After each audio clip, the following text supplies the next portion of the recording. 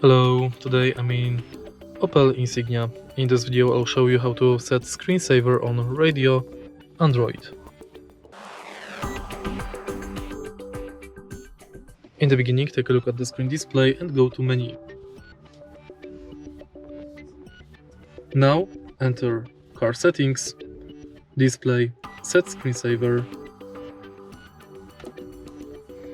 and select between never, 15 seconds, 30 seconds, 1 minute and up to 30 minutes. Next you can change screensaver theme between digital lock, analog clock and dynamic screensaver. Also you can change wallpaper and brightness of the screen. In the end you can manage screen parameter settings.